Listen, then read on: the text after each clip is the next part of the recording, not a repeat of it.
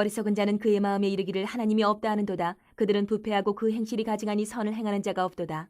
여호와께서 하늘에서 인생을 굽어 살피사 지각이 있어 하나님을 찾는 자가 있는가 보려 하신즉 다 치우쳐 함께 더러운 자가 되고 선을 행하는 자가 없으니 하나도 없도다. 죄악을 행하는 자는 다 무지하냐? 그들이 떡 먹듯이 내 백성을 먹으면서 여호와를 부르지 아니하는도다. 그러나 거기서 그들은 두려워하고 두려워하였으니 하나님이 의인의 세대에 계심이로다. 너희가 가난한 자의 계획을 부끄럽게 하나? 오직 여호와는 그의 피난처가 되시도다. 이스라엘의 구원이 시온에서 나오기를 원하도다. 여호와께서 그의 백성을 포로된 곳에서 돌이키실 때에 야곱이 즐거워하고 이스라엘이 기뻐하리로다. 우리가 살아가는 세상에는 이렇게 우리같이 그리스도인도 있지만 하나님이 없다고 믿는 사람도 있고, 하나님이 계시든지 안 계시든지 나하고는 별 상관없다라고 하는 분들도 계시고, 그런데 이런 분들, 하나님은 안 계신다, 계시든 안 계시든 나하고 별 상관없다, 이런 분들의 경우를 보면 하나님에 대한 인식 없고 계시지 않는다는 거부, 이런 것들 때문에 하나님께서 그 사람들의 삶과 그 사람들의 생활 속에서 사랑을 베푸시지도 은혜로 역사하시지도 않으신다, 못하신다, 그들 가운데. 또 하나님의 백성은 또 그들과 함께 섞여서 살다 보니까 그들의 숫자가 더 많고 그들이 대세가 되다 보니까 그런 하나님을 인정하지 않는 사람들로 인해서 세상에서 불이익을 당할 때도 종종 있고 어려움을 당할 때도 종종 있습니다. 오늘 이 시편 14편 1절부터 7절 이 말씀은 그 당시 다윗이 살아가던 이 시편 당시에도 하나님을 인정하지 않는, 요즘 말로 줄여서만 무신론자들이 가득한 세상에서 어떻게 살아갈까? 그때나 지금이나 그런 경우들이 있었던 것 같아요. 무신론자들이 많은 세상 가운데 하나님을 붙들고 살아가는 그리스도인들은 어떻게 살아가야 될까? 그것들을 오늘 우리가 이 시편 14편 말씀을 통해서 우리가 들여다볼 수 있으면 좋겠습니다. 먼저 오늘 다윗은 이렇게 하나님을 인정하지 않고 하나님이 없다고 하는 사람들을 어리석은 자라는 말로 표현을 했습니다. 어리석은 자. 어리석은 자의 특징이 뭘까? 누가 어리석은 자일까? 우리는 일반적으로 그냥 지금 말하면 어리석다 이러면 일반적인 특징은 그래요. 일반적인 상황에 맞지 않게 행동을 하거나 아니면은 열심히 노력은 하는데 지혜롭지 못해서 결과가 제대로 안 나온다거나, 또 누구나 다 알고 있는 상식적인 일들을, 기본적인 것들을 모르고 엉뚱한 말이나 행동을 하는 사람을 어리석다, 또 심한 말로는 무식하다, 막 이렇게 표현하기도 합니다. 그런데 다윗이 오늘 시편에서 말하는 어리석은 자라는 표현은 그런 의미를 갖고 있지를 않아요. 영적인 부분에서 무감각하고 경건하지 못한 사람들을 가리켜서 다윗은 어리석은 자라는 표현을 써요. 어리석은 자. 이 다윗이 말하는 어리석은 자의 특징은 뭐냐면 하나님이 없다고 자기 스스로 믿고 자기 마음대로 살다 보니까 부패한 삶을 살아가는 사람을 어리석다, 이게 어리석은 자의 특징이다 라고 말합니다. 이런 사람들, 이 지금 시편에 나오는 어리석은 자는 결코 하나님을 기쁘시게 할 수가 없어요. 2절 말씀에 있듯이 지각이 있어서 하나님을 찾는 자가 있는지 하나님께서 살펴보셨지만 결론은 뭐죠? 3절에 모든 인류가 다 치우쳐서 더러워져서 없다라는 거예요. 노아 홍수 이전처럼 그냥 죄가 대세가 돼서 죄에 사로잡혀서 죄에 휩쓸려서 인간 자신 스스로의 마음대로, 자신의 생각대로, 자기의 의지대로 살아가서 결국 하나님을 싫어하게 됐다. 하나님이 없다라는 이 어리석은 자의 고백은 말을 바꾸면 어떻게 되냐면요, 하나님 싫어라는 거예요. 그냥 조금 듣기 좋은 말로 하나님이 없다라고 표현하는데 직설적인 말로 바꾸자면 하나님 싫어라는 말이에요. 하나님 싫어. 하나님을 거절한다는 거예요. 어리석은 사람은 하나님을 거절하는 사람이에요. 하나님이 싫다고 하는 사람. 그런데 오늘 우리가 살아가는 이 세상에는 이런 사람이 더 많다라는 거예요. 하나님 없다, 하나님 싫다 하는 사람이 더 많다. 그런 세상 속에서 하나님 계신다, 나는 하나님의 백성이다고 말하는 그리스도인들은, 저와 여러분들은 하나님이 싫다고 하는 이 세상 속에 살아가면서 하나님을 얼마나 드러나고 계신지, 우리가 하나님을 얼마나 드러내고 있는지 우리 스스로 한번 살펴봐야 돼요. 그들에게 짓눌려서 그냥 나도 비슷한 척하고 살아가는지, 아니야 하나님은 계셔라고 드러내고 살아가는지 자신의 삶을 한번 우리가 돌아볼 필요가 있습니다. 4절에서 6절을 보면 다윗은 이렇게 죄악을 행하는 사람들의 인생이 어떤 결과를 갖고 오는지를 살피고 있어요. 그래, 너희들은 하나님이 싫다고 하는데 이 어리석은 자들아, 너희들의 삶이 어떠하냐 보는 거죠. 죄악을 행하는 사람, 무지한 어리석은 사람들 모습을 다윗이 기록한 이 시편에서 보면 좀 충격적이에요. 4절을 보면 자유롭게 하나님의 백성을 내 맘대로 먹을 수 있다라고 시를 기록하고 있어요. 또 겸손하게 하나님을 찾고 의지하는 기도 아무 소용없다라고 표현하고 있어요. 어리석은 사람들은 그렇게 생각한다는 거예요. 하나님의 사람들을 먹고 그들이 하는 기도 아무 필요 없고,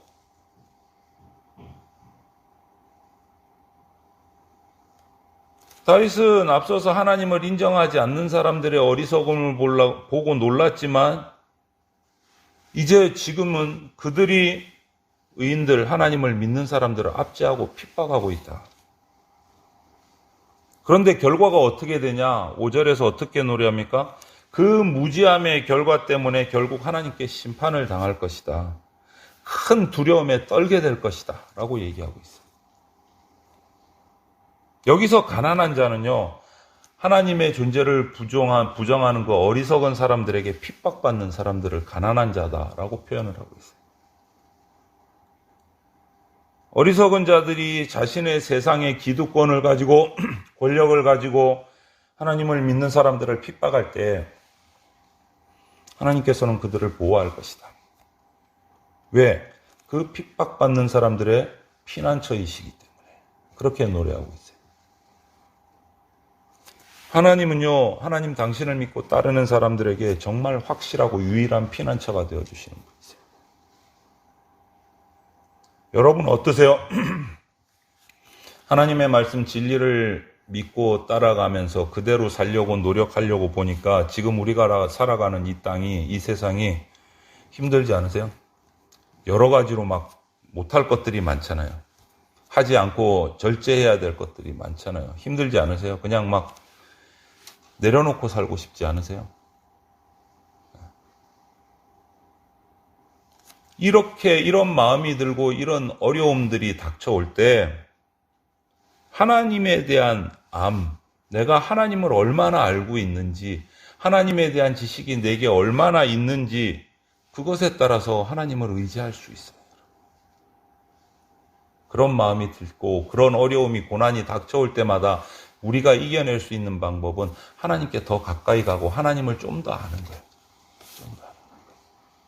그때 하나님이 나의 유일한 피난처시라는 것을 확신하고 그 가운데서 평강을 누릴 수 있기 때문에 다윗은 그것을 얘기하는 거예요. 그래서 7절에 뭐라고 말합니까? 다윗은 이스라엘의 구원이 시온에서 나오기를 원하는도다, 이렇게 시작을 해요. 7절. 이스라엘의 구원이 시온에서 나오기를, 지금 어리석은 자들이 가난한 자, 믿는 자들을 핍박하고 괴롭히고 잡아먹는 이 가운데서 다윗이 한 행동이 뭡니까? 이스라엘의 구원이 시온에서 나오기를 원한다, 외치고 있는. 이 말은 뭐냐면 구원을 암시하는 거야. 메시아가 오셔서 이 어려운 상황 가운데서 우리를 구원해 줄 것이다. 구원해 줄 것이다. 이 말은 뭡니까? 내가 어리석은 자의 핍박에 결코 물러서지 않겠다. 무너지지 않겠다. 결단이에요. 나를 구원하러 오실 것을 확신하기 때문에 주님 구원해 주십시오라고 외치면서 나는 이 자리를 물러서지 않겠다라고 하는 결단이에요. 지금까지 왔던 모든 핍박에 대한 승리를 외치는 거예요. 승리를. 하나님께서 오셔서 그들을 물리치시고 돌이켜서 승리하게 하는 순간을 기대하고 결단하고 외치는 소리예요. 이 말을 좀 더 어려운 말로 뭡니까? 죄로부터 구원. 죄로부터 구원해 주실 것이다. 그날에 하나님이 백성들에게 큰 기쁨을 가져다 주실 것이다. 이것이 오늘 본문 마지막의 결론이에요. 7절 뒷부분. 하나님 안에서 함께 기뻐하는 구원이 나게 될 것이다. 그날을 간절히 바라면서 소망해야 된다. 이거죠. 오늘 이 시편 14편에서 우리에게 주시는 권고는 이겁니다. 어리석은 자가 되지 말아라. 어리석은 자가 되지 말아라. 그들이 강한 것 같고, 그들이 권력을 쥐고 있는 것 같고, 그들이 기득권을 가지고 있는 것 같고, 그들 마음대로 세상이 돌아가는 것 같은데 어리석은 자가 되지 말아라 라고 경고하십니다. 여러분, 어리석은 자가 어떤 사람이라고요? 하나님의 존재를 인정하지 않는 사람들. 어리석은 사람들은요, 자기 가치, 자기 기준이 옳다고 생각을 해요. 그래서 자신의 기준에 따라 비춰봤을 때 다르면 틀렸다고 말해요. 그리고 그들을 핍박해요. 자신의 가치와 기준에 맞지 않는 자들을 핍박해요. 그리고 그 기준, 그 가치에 따라서 살아가려고 해요. 그 말은 뭐냐? 삶의 중심에 자신이 있어요. 내 생각, 내 의지가 삶의 중심이에요. 그렇기 때문에 하나님이라는 존재를 인정할 수가 없는 거예요. 자기가 최고이기 때문에, 자기가 중심이기 때문에 하나님의 존재를 인정할 수가 없는 거예요. 인식하려고 생각도 안 해요. 스스로 모든 것을 해결할 수 있다라고 생각하기 때문에 하나님 도와주세요 이런 생각이 없는 거예요. 내가 다 할 수 있는데 하나님을 찾지도 않습니다. 그러다 보니까 선하신 하나님을 찾지도 않고 인정하지도 않으니까 하나님이 원하시는 선을 행한다? 아니, 자기 마음대로 산다. 선을 행할 마음이 없어요. 이 말을 한마디로 딱 뭉치면 정말 무지한 사람이다. 어리석은 자다라는 말이 나와요.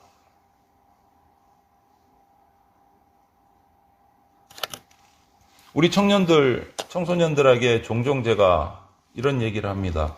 인간과 짐승의 차이가 뭐냐? 외형 빼놓고 답은 이거예요, 여러분. 영혼이 있느냐 없느냐. 인간을 창조하실 때 영혼을 불어 넣으셨어요. 짐승에게는 안 넣으셨어요. 본능을 따라 살아가요. 배고프면 먹고, 자기를 공격하면 공격하고, 그런 거죠. 어리석은 자의 삶이 그렇다는 거예요. 영혼 없는 삶을 살아간다는 거예요. 그러니까 하나님을 인정하지도 찾지도 않을 수밖에 없는 거예요. 하나님에 대해서 무지하기 때문에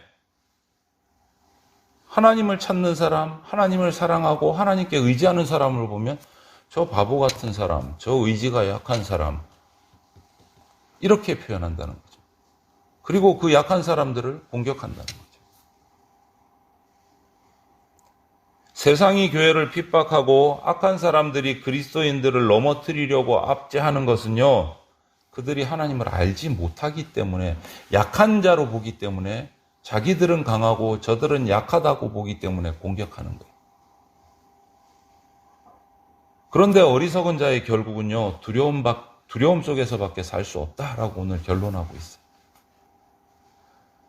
하나님을 떠나면 지혜도 없고 사랑도 없고 선도 없고 모든 것이 고갈되기 때문에 결국은 남는 것은 두려움밖에 없다라는 거예요. 자기가 강한 것 같았는데 자기보다 강한 자가 나타나면 두려운 것밖에 없는 거예요. 남은 게 없으니까. 언젠가 그들은 하나님이 의인들과 함께 계시는 것도 알게 될 것이고 그것 때문에 놀라서 자신의 지금까지의 삶을 보면서 두려울 수밖에 없다. 여러분, 세상 사람들은 하나님이 없다고 믿기 때문에 하나님이 안 계신 것 같이 살아가요. 그 가운데서 우리는 어떻게 살아가야 될까? 오늘 주시는 말씀 딱 한마디로 어리석은 자가 되지 말아라. 어리석은 자처럼 살지 말아라 라고 권면하고 있다. 왜? 하나님 우리의 피난처시고 결국은 하나님께서 승리하시고 우리를 구원하실 것이기 때문에 그때까지 어리석은 자처럼 살지 말아라. 살아계신 하나님을 인정하고 그분을 믿고 그분의 임재를 즐거워하고 그분을 기뻐하는 지혜로운 삶을 살아야 된다라는 것을 이 시가 말해주고 있는 겁니다. 그래서 하나님이 임재하는 예배의 자리로 나가야 되고 산 가운데서도 살아계신 하나님을 만나고 찬양하는 삶을 살아야 된다라고 말합니다. 우리 대전교회 모든 성도들이 주일 아니면 예배의 시간뿐만 아니고 모든 삶의 영역 속에서 하나님이 살아계시다는 것을 고백하고 인정하고 믿고 살아가시기를 바라요. 네. 그래서 살아계셔서 택한 자, 그 지혜로운 자의 피난처 되시는 하나님의 보호하심을 정말 체험하고 하나님의 인도하심을 누리는 그러한 평화로운 인생이 되시기를, 하늘의 축복을 받는 인생이 되시기를 주님의 이름으로 축원을 드립니다.